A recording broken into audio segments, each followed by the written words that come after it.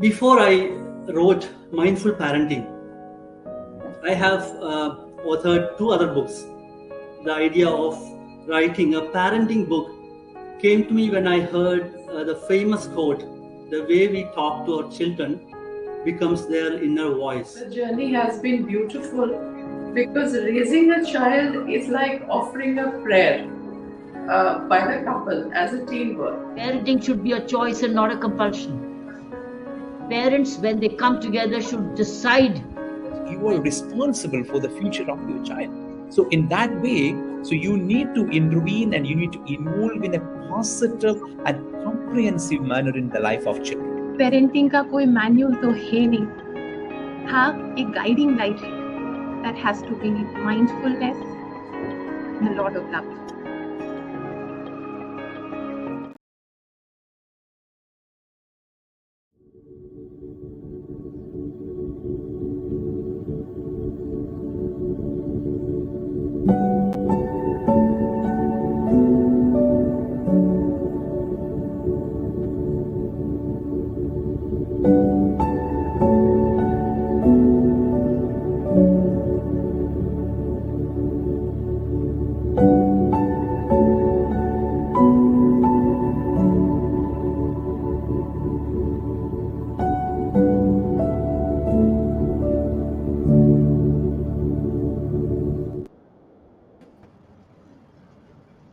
जी हरी माँ सबको।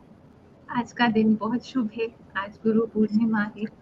आइए हमारी ऑडियंस का स्वागत है, जुड़ जाइए, हम आ गए एक और सेशन के साथ। I begin with a prayer today that all our children always remain safe and protected. मैं समय नहीं लूँगी ज़्यादा क्योंकि सर हमारे साथ जुड़े हैं, वो हमारे स्पेशल चीफ गेस्ट हैं, doctor Shashi Tharoor. He is going to share his wonderful thoughts on parenting, on being a parent. And I request my mother, Dr. Bedi, to please welcome पूरे दिल से from all our side, because we've all been mindfully, heartfully, soulfully waiting for our 6 o'clock. So, Mommy, please welcome sir. Thank you so much, Shashi, for joining us. Let me have the honor to call you Shashi. Of course. Thank you, Shashi. The whole world knows you.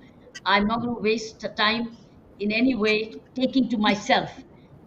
The world knows who you are. And you know who we are present right away. I've already done that little pre-introduction. Let's get going straight away. What do you think about mindful parenting, Shashi? I know time is short. We just have 20 minutes less from you. So we want the best out of you. Go ahead, Shashi. All yours.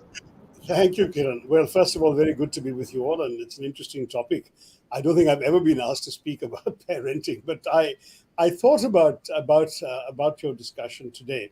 I'm aware that mindful parenting is all about bringing awareness, attention, and curiosity to your interactions with your children, listening to them, reflecting with them, and choosing not to be too judgmental about their behavior, but rather to gently correct them and move them in the right direction. So it's about empathy, it's about respect, it's about understanding, it's about developing in a careful way boundaries and respecting the child within their own boundaries. Now, all of these things, frankly, were things that I was lucky enough to have in my own parents.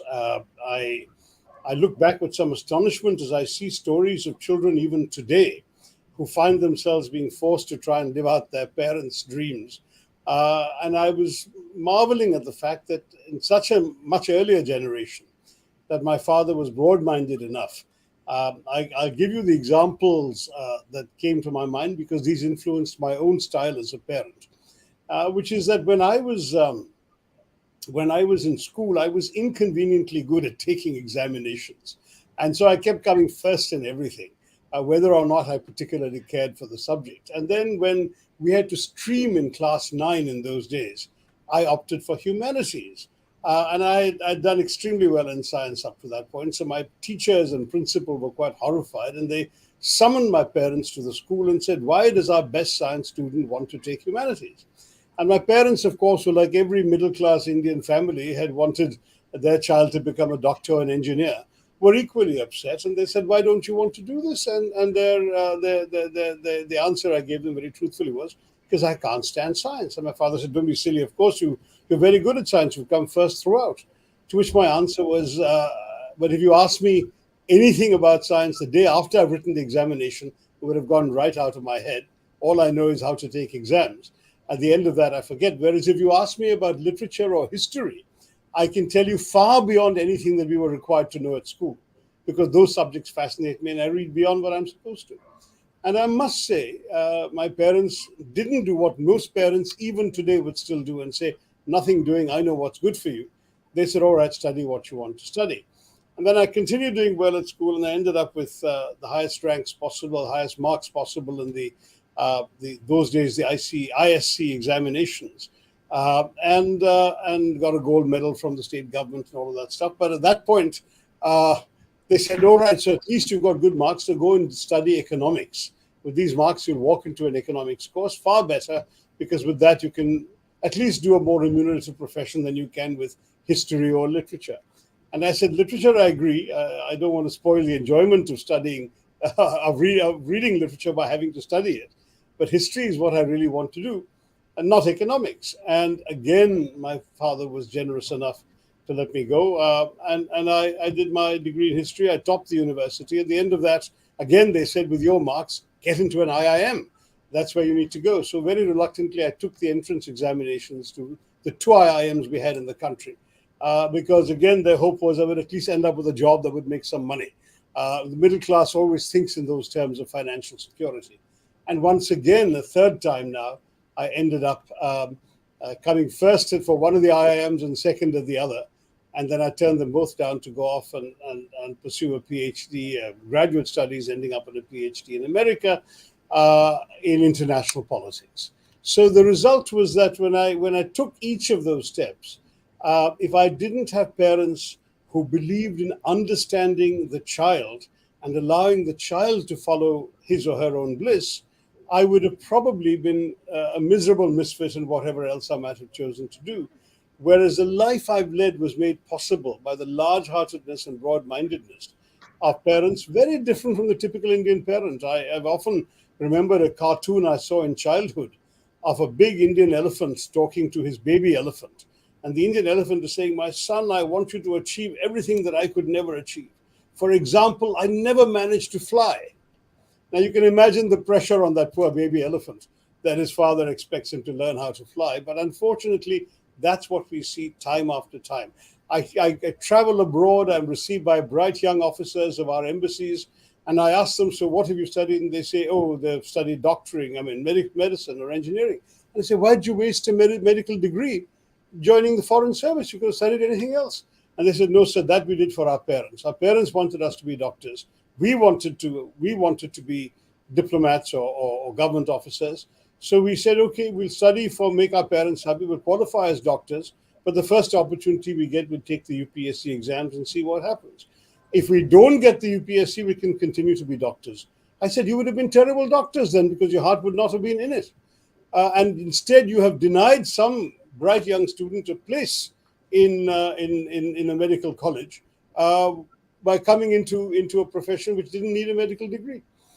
So these are some of my frustrations, but the frustration comes from the fact that parents have forced children to do something that they wanted the children to do, that in their judgment was right for the child, without their actually taking the trouble to understand the child and see what was right for the child. So my own view, my own experience and my own view, Kiran, is that the most important thing a parent can do is pay attention to their children, understand them, understand what makes them tick, understand what moves their clock, as it were, what makes them happy.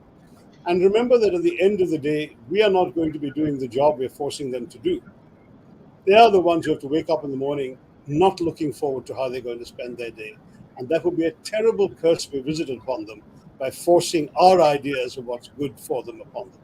So understand the child, guide them wisely. Of course, if somebody who's a bright student wants to drop out and live on the street and I don't know, take drugs or play music, maybe at some point you draw the line and say, that I'm not going to agree to. But if somebody has a genuine talent in music and would rather pursue that than anything else, and help them pursue it in a more respectable and professional way. But the kind of help parents can give requires mindfulness in the sense of being attentive to the child, understanding the child, and being responsive to the child's needs, because ultimately the child's happiness should be all that matters to us as parents. I'll stop there as my first answer to you. Wonderful, sir. Wonderful, sir. Thank you so Taking much, you Shashi. back in time. Taking you back in time, sir. So do you recall how you felt, how your heart felt when your parents believed in you and said, go ahead and take humanities? Do you remember Well, that? yes, I was extremely grateful to my father. My father was a curious combination, because as a young father, he unfortunately believed in corporal punishment. And I got quite a few whacks growing up as the only boy in the house. And many years later, I told him, this was so unworthy of you, because those things really hurt me, whereas everything else that you did for me. I'll give you another example of something he did. I was an asthmatic child. So I was frequently confined to bed, unable to go and play with my friends, struggling for breaths, because in those days there were no inhalers or nebulizers, any of those things. You had to take some very strong medicines that made your little heart beat so loud like a drum, and you had to stay up, sitting up in bed so you could breathe. There was nothing else you could do. And in those circumstances, I would read, and of course, when I ran out of books, there was no television, no mobile phones, no computers, laptops, nothing. So what would I do? If I couldn't read, I would write. And so I sat down, starting to write at the age of 6. And my father had the vision to actually believe in me, encourage my writing, get my little attempts at very imitative fiction at that time to be typed up by his secretary so I could show them to friends. He really made me believe in the possibility of myself as a writer. And so I said, you did all the right things. Why did you beat me? And with tears in his eyes, he said to me, I didn't know any better. He said, that was the way we were brought up in Kerala, in the village in those days. And that's the only way I knew. But I would never do it. And that too is something that I learned from in a negative way. Because I was beaten as a child, I never, ever raised my hand against my children or anyone else in my entire life. And that's something that sometimes parents do what they think is good for you. And in my father's case, he was right most of the time. But sometimes they can go wrong too. And he had the grace and the large-heartedness to confess his wrong and to admit he repented it. And to my mind, that too was again something that I learned from. So I was blessed. I was extremely blessed in the father I had. And so, yes, Saina, I felt a tremendous amount of sort of heart upliftment that this father, who could be very, very angry when he wanted to be, when he felt the need to be, that on these really important, big decisions in life, that he understood me and supported me.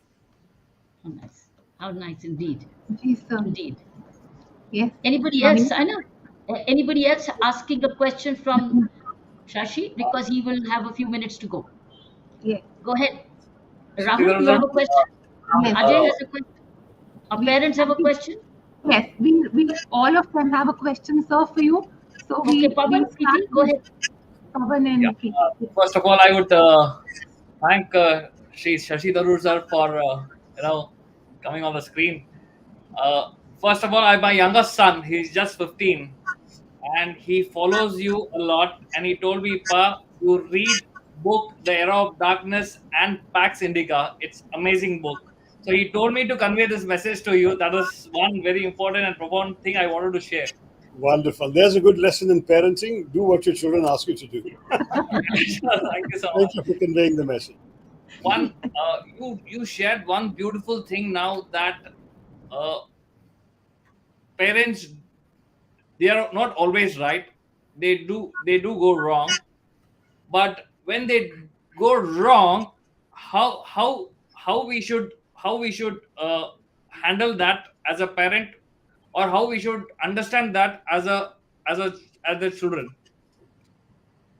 Well, I think parents are also fallible human beings. The children don't often realize that. We always think of our parents, at least until we're about 8 or 10 years old, we think of our parents as these absolutely superhuman characters who can do no wrong, whom we idealize.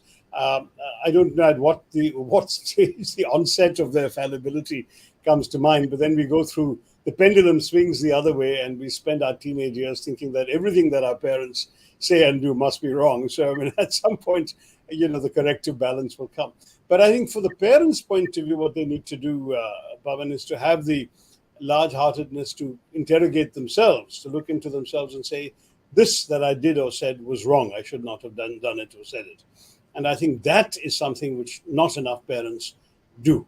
I think parents are so convinced of that they must seem infallible to their children, that they never acknowledge their mistakes, and they never acknowledge, even if privately they acknowledge to themselves they shouldn't have said or done something, they never acknowledge it to their children. And I think that's wrong. I think children would gain from seeing their parents' capacity to correct themselves, which is a quality that every adult needs also. When the children grow up, they'll need that quality for themselves as well. And Tarusa, if I can ask one question, since you're running short of time.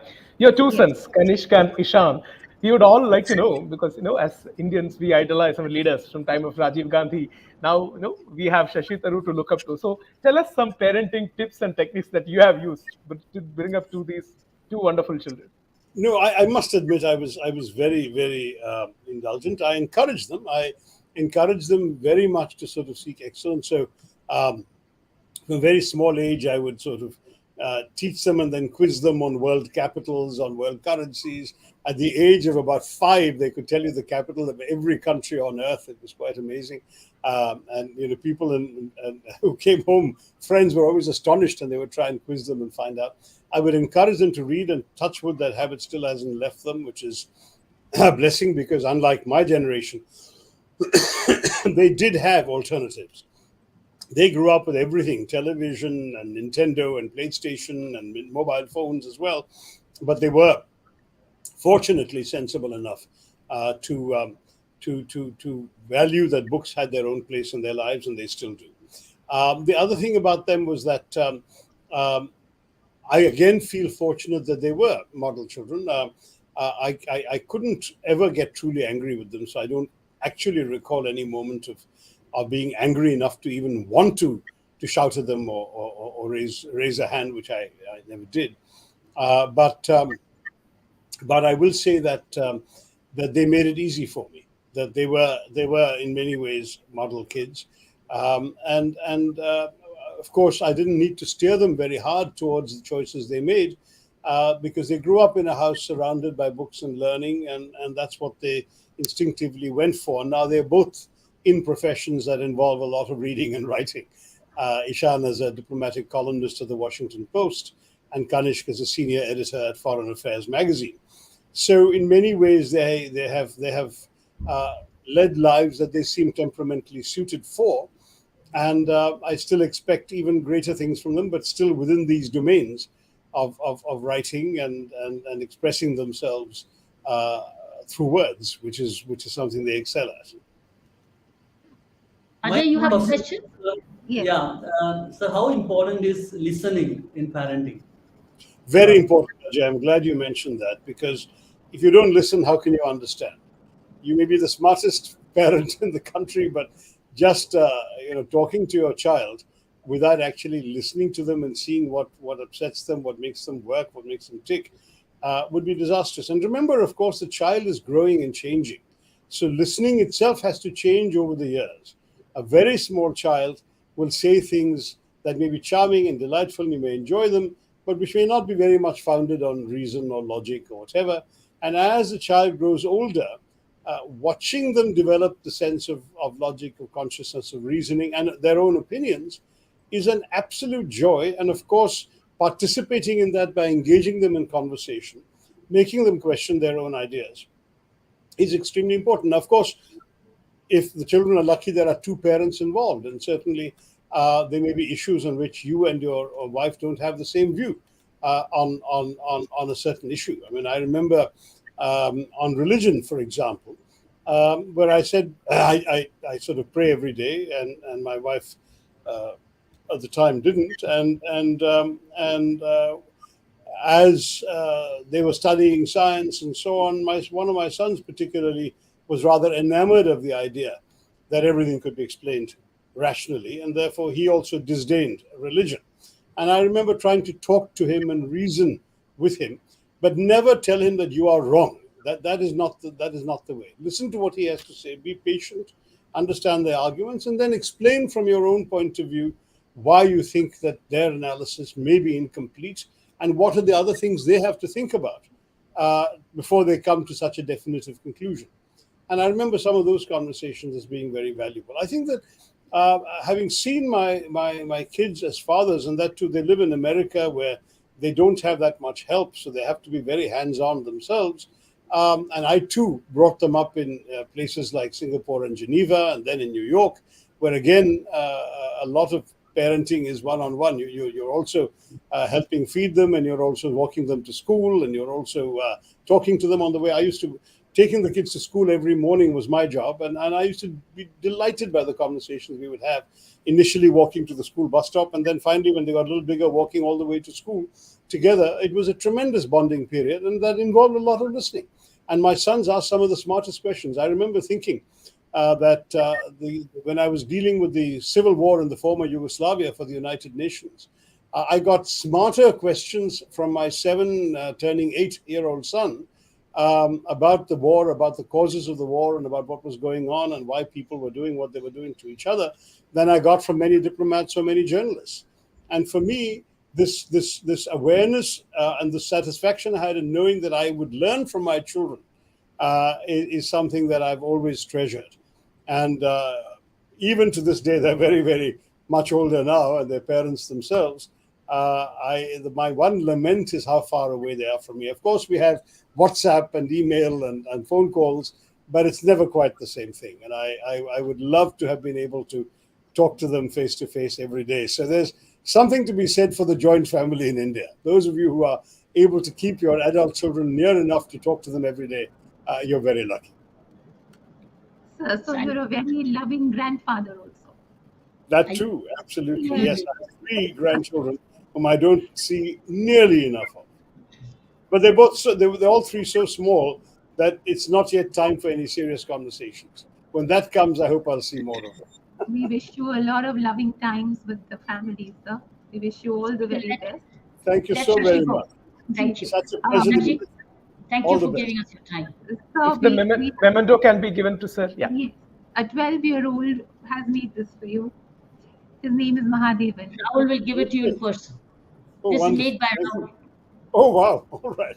Somewhat old picture, but very nice. Thank you. Very Yes, sir. Thank you. Yes, sir. Take care. Thank you, Shashi. Thank you so Thank you. much. Thank you. Warmest Thank you. regards. Thank you. Wish you the best. Thank you. I think that was extremely heartful. He's really shared his heart with us.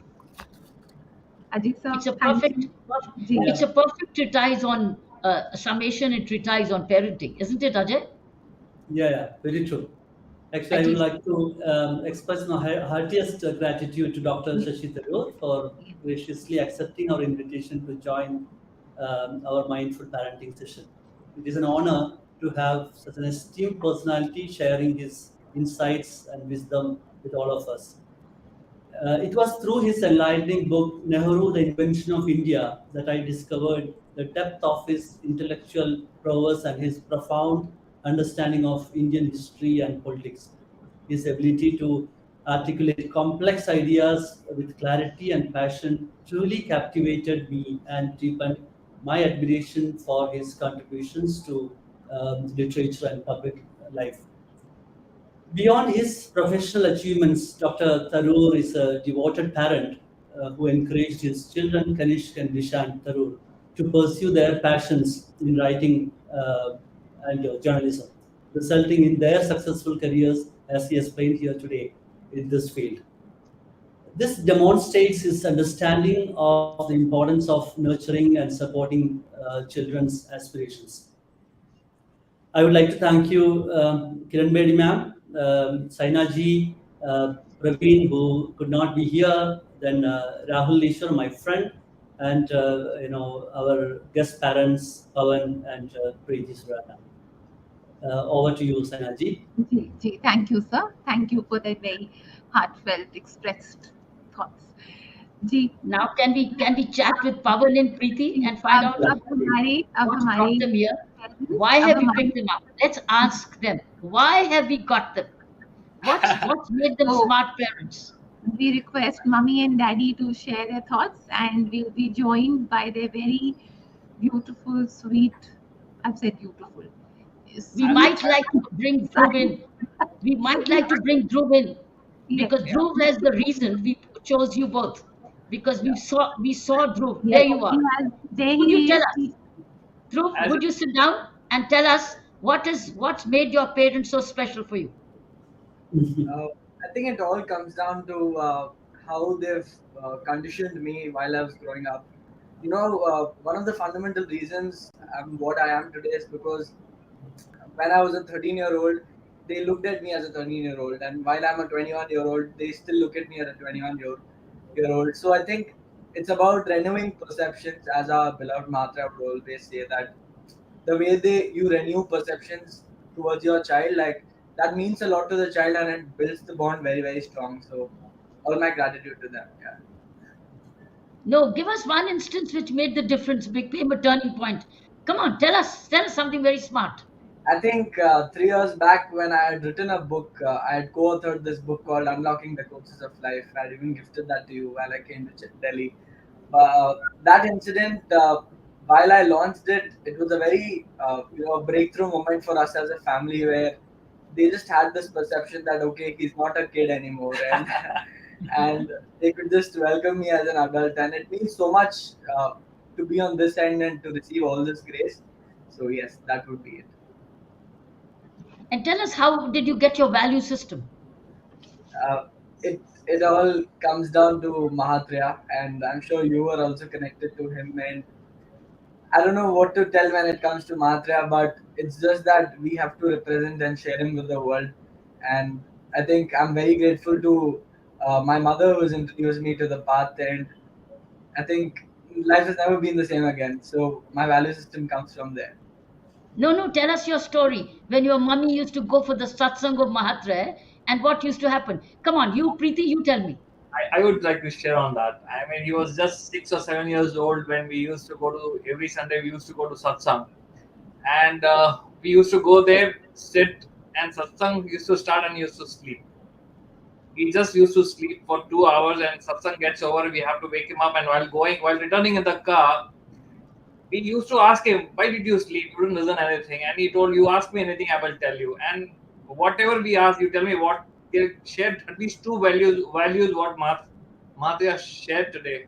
And he was very clear, and the statement was very on dot what the way Mahatria explained, and he explained the same. We were amazed to hear that even though he was sleeping, and he's still able to, his senses were so on, and he was able to explain it. And I'm sure it's a miracle for us, the whole family. We've been growing, and we've always gratitude comes from there. How old was he? How old was Dhruv at that time? 6 or 7 that time.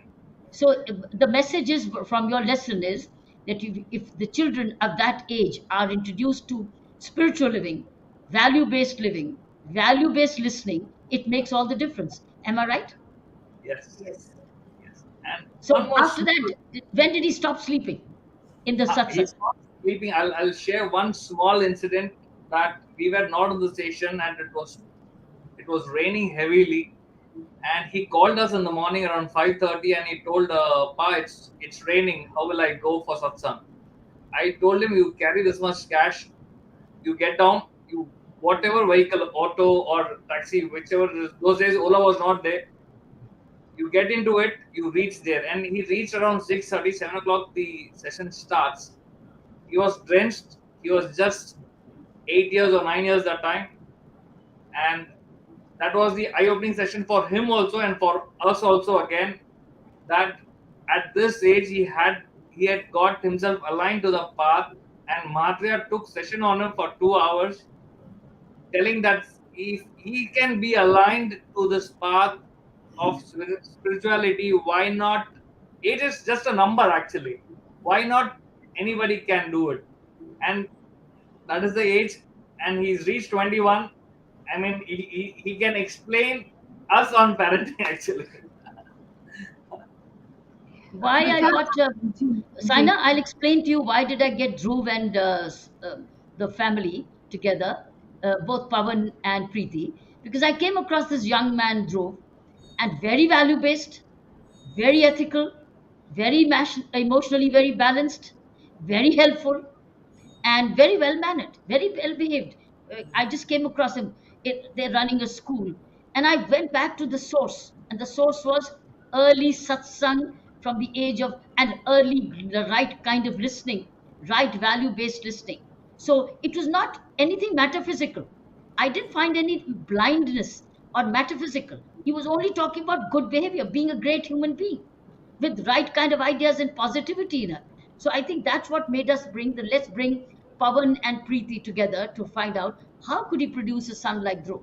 So that's a background, friends. I thought we could, just as Ajay was very keen that we have Shashi Tharoor with us, and so was Rahul Eshwar.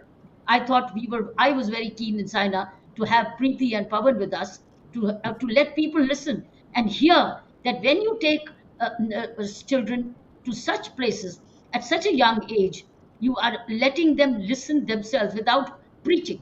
There was no preaching, there was no teaching. It's only listening, as Ajay asked Shashi Tharoor, listening. So I think that was the key. He was listening and yet and imbibing, and today he's living. So that's it. So you got a great teacher in Mahatma. Okay, back to you, Sana. Something coming to my mind, Pavan and Preeti. एक तो, and I think it's a question for all of us to think about as parents. एक तो मन में ये आ रहा है that you did not force anything on Dhruv. You let him take his time and you let him blossom at his own pace. And you did not hold anything against him. That's one. The other thing, beta, I want to ask you, Dhruv. Now let's see something coming from a child's perspective. It's very important for parents to believe in their children.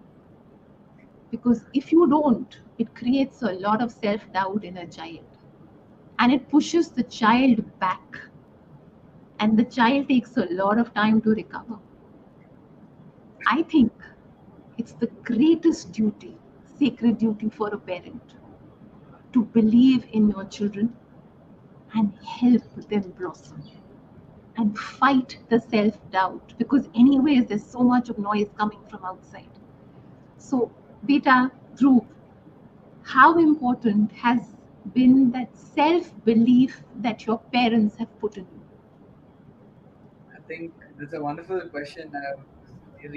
Reiterating as to what the question is going to be about, but I think the answer would be that the self-belief has become so much to a level where consciously, subconsciously in the parenting that they've done, the self-belief has gone so high that what they have done to me as parents, I want that to become a baseline, at least in my parenting. That anything that I want to do in parenting with my partner, I want that to just become a baseline. And right now it's a benchmark. If they're at this platform, I feel it's a parenting that the world would love to cherish through me. And yes, that would be my goal. That would be my ambition to. I would say, you put it this way, where I want to become 10% of what my parents have parented me into. But I think I'll look at it this way, that I want to become minimum 100% of what they've done to me, and then take it from there on. ये बहुत बड़ी बात है जो आपने बोली है. I think Pavan and Preeti, this is the greatest This is the greatest melody you could hear coming from your child. This Melodious. is the greatest melody. The You know what? sweetest. Rahul Eshwar has a small boy. How old is your son, Rahul? He's 6. He's in the first standard. Yes. Tell us about him. He's a naughty boy. He's always with you. Yeah, and I'll share an incident with Kiran Pedi ma'am itself. So, we were, as parents, we always tell to showcase their talent. So I was telling Yag, his name is Yag, to sing. And, in front of Kiran Pedi ma'am. We all adore her, but he being a little child, he doesn't know. He said, no, I'm not in a mood to sing. So Kiran, and I was very offended. And Kiran Pedi ma'am said, this is how a child should be. He should have his own free will. And after some time, he came back and sang for Kiran Bedi ma'am. This is how you encourage. You cannot push your child to do something, but they have their own time and all. And one more thing, I would like to note, especially I would like to offer that great pranam to Kiran Bedi ma'am, Saina ji, Ajay Kumar ji is Shashi Tharoor sir perhaps might be the most vociferous speaker that we have, and he doesn't have he hasn't spoken on parenting too much. So that means that much important of a topic is parenting. That is yet to be explored in a very big way, and Shashi Tharoor sir is speaking on parenting for the first time. So that means that topic has yet to be inspired and enlightened in our society's mind in a bigger way. So I think great idea. The very idea of mindful parenting is awesome. And as parents, it was a learning experience for me too. I was carefully listening to Tharoor sir, making him say the world capitals regarding his child. And I decided at that point of time, I'll go back and also tell my son to learn about these capitals, so that would be a good example. Rahul ji, this space, mindful parenting, is about that. I think as parents, we are all one. We can all have our own ideologies, our own philosophies, our own way of looking at life. And that's fine. That's absolutely fine, because we're all different and unique. But as parents, we all are one. And we all want the world to be a better place and a safer place for our children. So this is that space where we're all coming together as just parents who love our children together. All our children are our children. We have Ajay. Yes. Saina, Ajay has lovely 2 children, very bright children, very talented. Ajay, you tell us what made them so talented.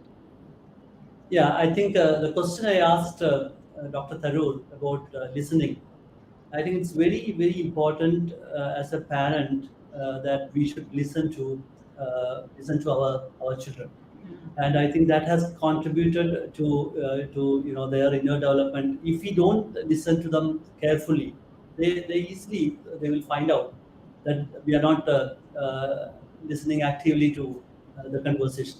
So I think listening is a very, very important thing in parenting that I believe has helped my children in their development. Sir, लेकिन आपने एक बहुत अच्छी बात बोली है, being a parent of the present time. Now इस listening में वो भी included है, because जो पहले का हमारा school of thought था और आज का जो हमारा व्यू है, so आप उसको कैसे बैलेंस करते हैं? How do you balance that, being a parent of the present time? Can you repeat, Sanaji? How do you balance your thoughts, which you've grown up with, and being a parent of the present times?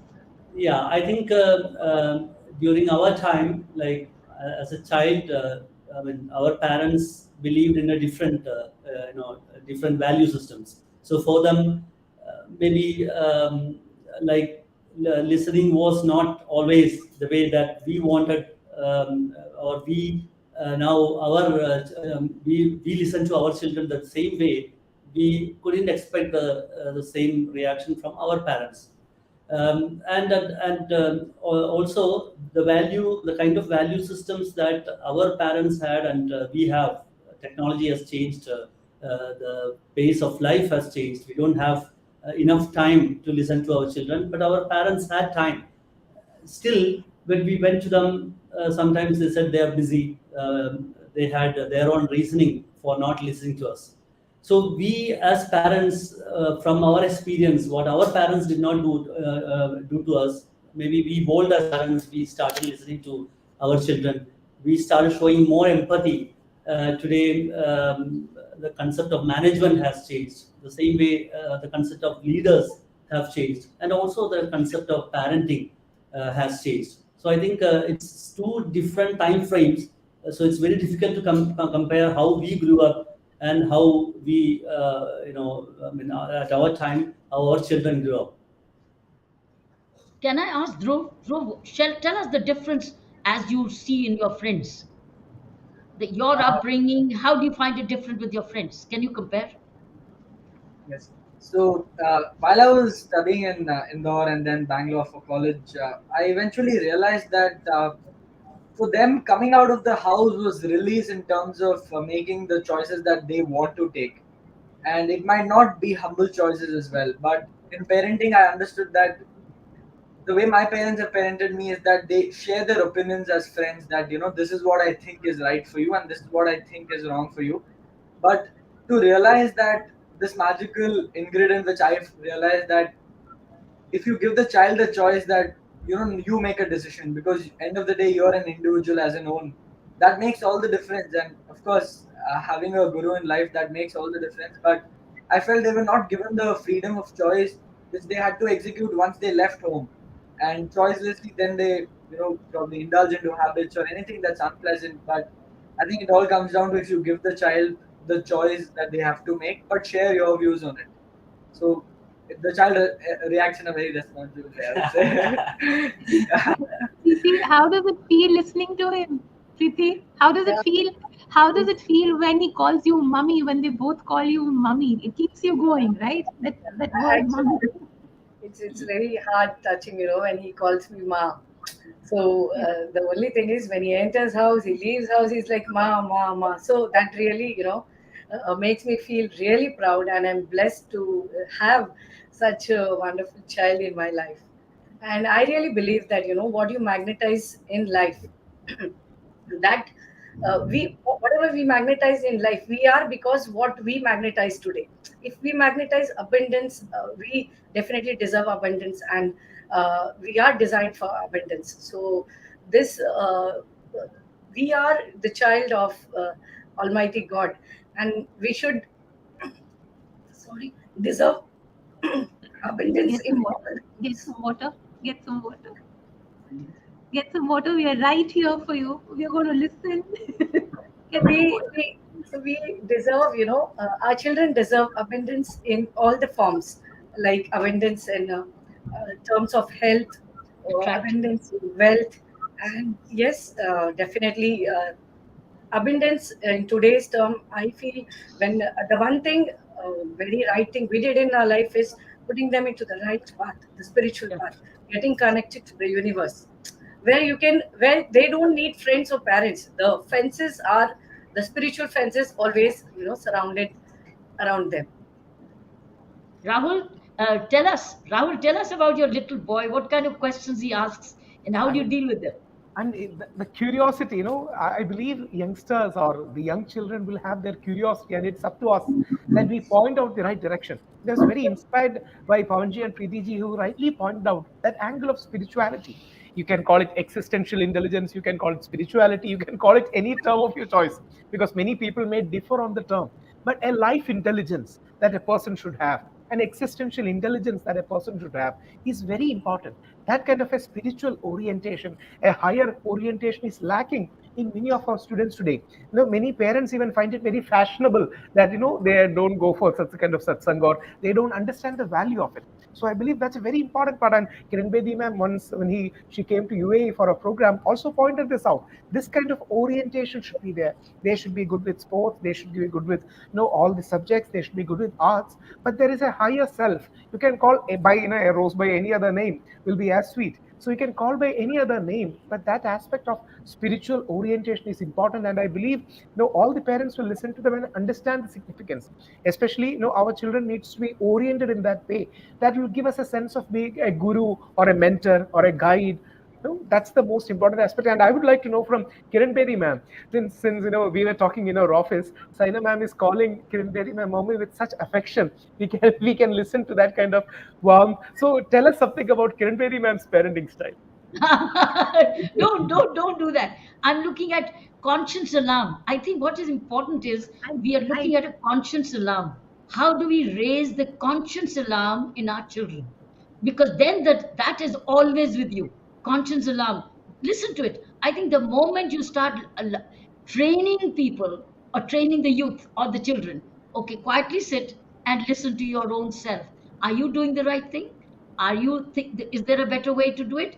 If you give them a chance, I think that's listening, asking them, training them to listen to themselves. And the inner voice within is called the conscience alarm. Ajay sir, a question coming to my mind for you, sir. Yeah. You've written this book, and a lot of thought has gone into this book.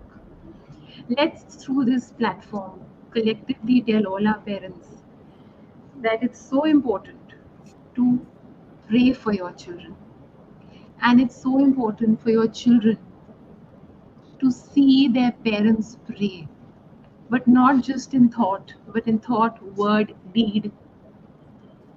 It's important for our children to see us pray like that. And sir, ek baat I want to ask.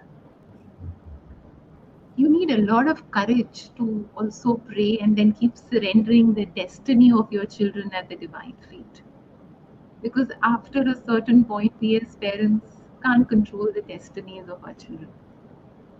So we don't give up on them. We can't give up on them. But how important is that prayer when we go on every moment praying and surrendering the destiny of our children at the divine feet? Who are you asking? Ajay sir and then Yes, Ajay. Preeti and Yeah, I think parenting, in my opinion, I mean, it's not just one parent, right? It's two people make together as parents. So parenting is also a partnership. Why I say it's partnership, because it's a shared responsibility in decision making. It involves mutual support between both parents. Each parent brings unique perspectives, experiences, and strengths to the table, which can greatly benefits the child's overall development. So when it comes to parenting, it is very important to identify, to understand the other person's parenting style as well. So one parent may have a difference, as Dr. Shashi Tharoor mentioned, that one person might be against praying, and the other person will be for praying. So how do you balance this? That is very important. And how do you convince other person? So it's not about who is right. It is always about what is right. So you should have. I mean, it's not about also compromise. One should have enough evidence and data to put on the table, to debate, to discuss, and then come out with what is right for your child. And this is the only way I think you can be the parent of the present. Gee, thank you, sir. Preeti, your thoughts? How do you go on praying, both of you collectively surrendering the destiny of our children at the divine feet? So yes, I strongly believe in introducing at the very early stage to our kids to happiness and celebrations. So happiness is not just what do you say? It's the beginning of the life. They are not the concept actually, which stays with and within you. Happiness and celebrations are which really show us the way of divinity. A person who is a happy soul, divinity waits at the door of a happy soul. So we should always guide our children in the right manner to always, whatever it is, in the midst of challenges, all the challenges, let us teach our children happiness. Let us add I in happiness, not Y. So I really feel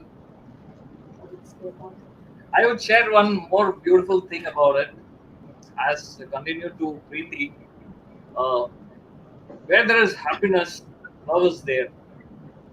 But you're not sure whether happiness is there in love or not. So a person who's happy, love is always there. You see, me buying something very beautiful thing for my son is love. But whether he need it or not, whether that makes him happy or not, that's more important. So whenever I used to buy, I always think of buying something very special thing before he dreams of.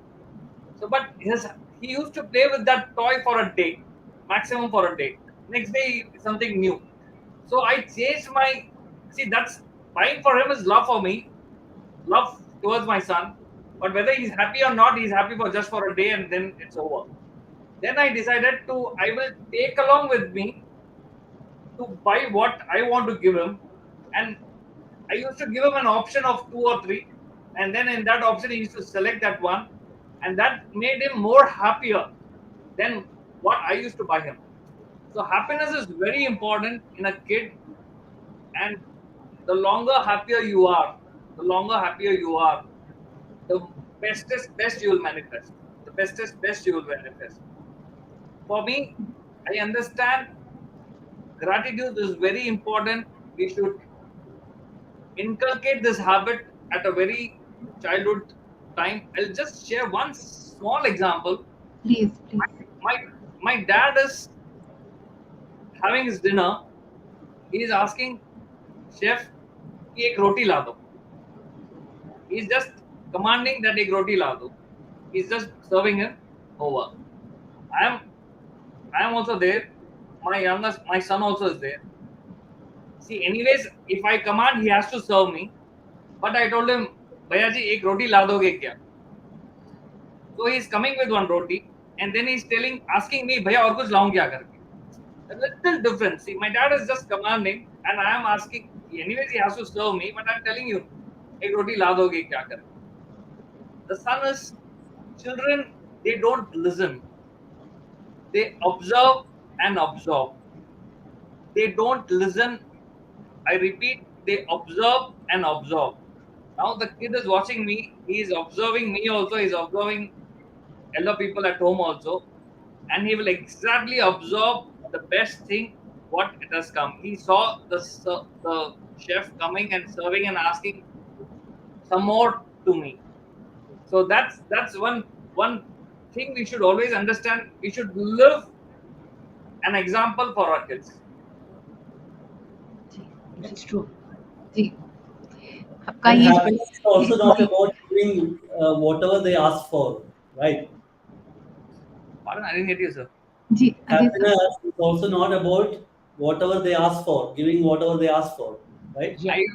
I would share one more beautiful thing on this.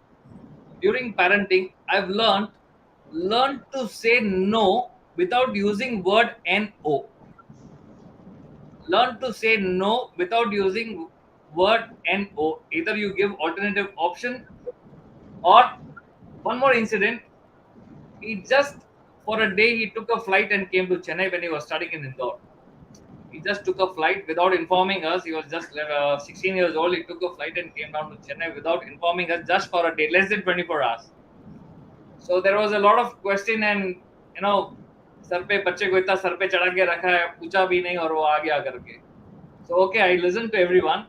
Then I didn't tell him no, you shouldn't come. I told him that this is a travel budget for a year. How much ever time you want to come, you can come. So I didn't tell him no. He also understood. I didn't tell him no, and he followed the system. So it's keeping their thought and their needs in mind. You'll have to just little present in a polished way so that they understand what they want. That's right. Correct. पर सब कुछ आपने बहुत प्यार से किया है. आपने सब कुछ बहुत डेलिकेट हैंड्स के साथ करा है. आपने सब कुछ उसकी सेल्फ एस्टीम को बिना हर्ट करे करा है. You've given him, पंजाबी में कहावत है रंज के दिया है, which means आपने दिल खोल के उसको प्यार दिया है. And माँ करे हमेशा You're बना. training him to be responsible. Basically, it's a sense of responsibility at such an age. It's taking charge, taking responsibility. I think that's important. The earlier we bring into a young child sense of personal responsibility and care, I think it makes a lot of difference. Ji ji You brought in personal responsibility when you told him the budget.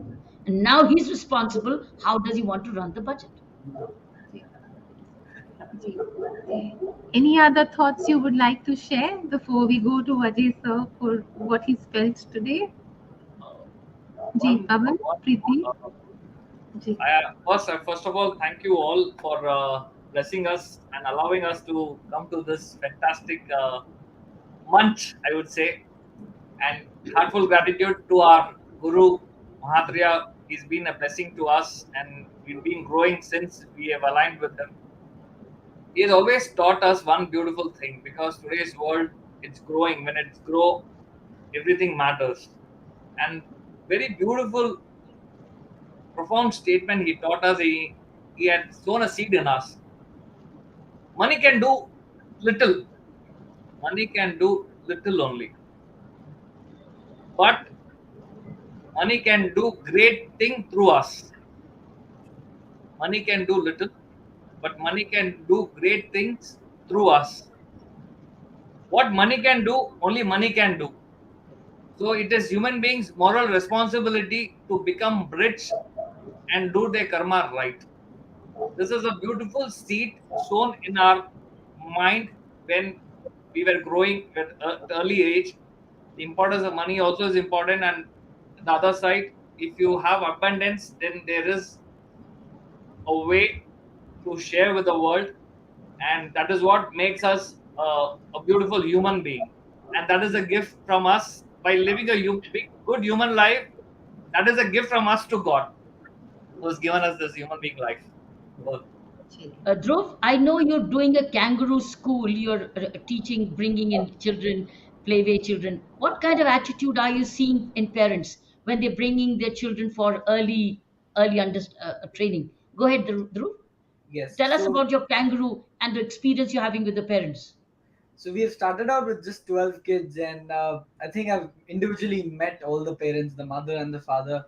And one of the beautiful approaches right now, I feel, I'm not a parent yet, but I can definitely say this, is that while I interact with parents on an everyday basis, they've become very conscious in their thinking, at least, that academics is not education. Academics is a part of education. So they've individually, personally told me that, don't push the child in academics. And that's how we've been operating. Is if a child likes to watch the sun the entire day, we let them watch the sun the entire day. If they like to do art, we let them explore forms of art.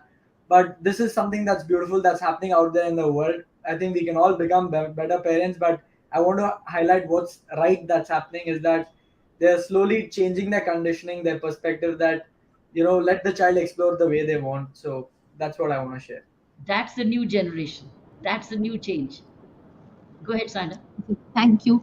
Ji, sir, Ajay sir, how did you feel today? Yeah, it's a great learning. And I also learned a lot. Maybe version 2 of my book, more valuable insights that I learned from. Your second book is getting ready. That means we are getting ready for second year also. Mindfulness. And during the launch of this book, if it is there in Dubai, make sure that we know about it, and we definitely will fly down to receive one. Sure. Now we catch hold of this. We will now need a plane to get us all there, because there is so many of us. By end of 1 year, sir will have to get all of us to Abu Dhabi. Yes, sir. Sorry, sir. Second part 2 of your book. Yeah, Yes. we greatly appreciate your valuable contribution and the profound insights you shared about parenting, all of you. Building upon our previous discussions, I firmly believe parenting is a partnership where both parents play crucial roles in raising and nurturing their children. Effective advocacy, I think that also plays a significant role in revolving differences and reaching consensus in parenting. As I told in the earlier discussion, when there is a difference of opinion, it's not about compromise, because you're compromising the life of your child. So advocacy plays a very, very important role in parenting. It is always about what is right. It is essential to create an environment where both parents can express their opinions, provide evidence or reasoning to support their views, and engage in constructive discussions. Another thing, the question I asked Dr. Tharoor, the greatest quality a parent can possess is that of being a leader. And at the core of effective leadership lies the invaluable trait of listening. It is often said that even in the highest positions of authority, the ability to lend an ear and truly hear from others, that's very, very essential. In the same way as parents assume the role of leaders within their families, they too should embody the virtue of being attentive listeners. By genuinely listening to their children's thoughts, concerns, and experiences, parents create an environment of trust, understanding, and open communication. Actually, I would like to conclude before concluding. I would like to read a few lines from third chapter of our book, Mindful Parenting. This is about parenting styles, a journey, a walk, a race, guiding the little ones in the right direction to their destiny and what it holds. So it talks about journey of parenting. I mean, it is very essential to recognize that each parent may have their own unique parenting styles. When it comes to parenting styles, it's important to remember that each parent may have their own unique approach. I mean, nothing is wrong and right. It is uncommon for parents to have different parenting styles, which can sometimes lead to challenges in finding common ground. Some of the examples of how one parent may exhibit a different style from the other one is about authoritarian versus permissive, attachment parenting versus tiger. All of this you can buy the book and read from chapter 3 of the book. So these examples highlight the potential variations in parenting styles within households, which can sometimes lead to differences in approaches and perspectives. So it is crucial for parents to communicate openly, respect each other's views, and work together to find a balanced and consistent approach that benefits the well-being and development of their child. Thank you. Over to Sainaji. Ji, Thank you so wonderful, much. sir. Thank you for your thoughts. Rahul Thank you ji, so how much. did you feel? Thank you, Surana. Thank you, Preeti and Pawan. Rahul and ji, Dhruv. anyone, Thank you, one Rahul. line, few, You know, one, anything? it was learning for me. Let all parents like me. I believe a parent is only as old as the child. So the parent will have to learn. So it was a learning for me. Thank you. Wonderful, sir. Mummy, Thank you, Rahul, for dropping in. Thank you, ji, Rahul. आप जाते जाते कुछ कहेंगे? Dhruv wants to share something. I mean, Dhruv, yes, please, beta. Yes. I think one message that I would just want to share on behalf of the realization that I've had that my parents have always parented me this way is that they've always thought for and not against. So they've always taught me to think for, whether it's situation, people, dreams, and not against anyone. So I think I'm glad that way. I'm Yeah. grateful. Yeah. Wonderful. Thank you, Dhruv. Thank you. We give you the last word. Yes. You were Thank a you. very special guest, a discovery for us. Thank you. Yes. Yeah, Thank true. you. Thank you. Conclude करें we take leave. हमारी Thank you. हमारी audience का बहुत बहुत शुक्रिया जो सब जुड़े हैं हमारे साथ. एंड बस ये दुआ है, may all our children feel very loved. May they all feel Thank you. very very loved. Thank you. जय थारी माँ. Have a great life मिलेंगे ahead. आपको. मिलेंगे आपको अगले महीने. Thank you. Thank Thank you. Heartfelt gratitude and thank you to Dr. Tharoor again. Thank you. जी, जय थारी.